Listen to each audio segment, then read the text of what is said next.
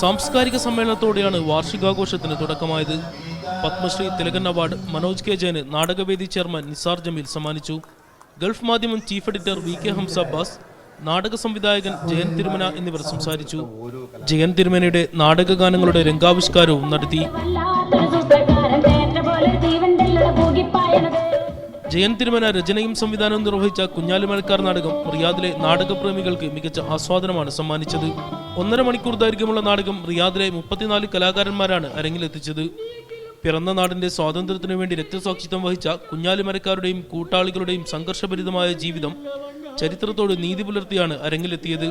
ഇരിങ്ങൽകോട്ടയും സാമൂതിരി കോവിലകവും കഴിഞ്ഞ് ഗോവയിലെ പോർച്ചുഗീസ് കോടതിയിൽ കുഞ്ഞാലിമരക്കാരെയും കൂട്ടാളികളെയും വധശിക്ഷയ്ക്ക് വിധേയമാക്കുന്ന ചരിത്ര നിമിഷങ്ങൾ പ്രവാസ ലോകത്തിന്റെ പരിമിതികളെല്ലാം തകർത്തുകൊണ്ടാണ് അരങ്ങേറിയത്.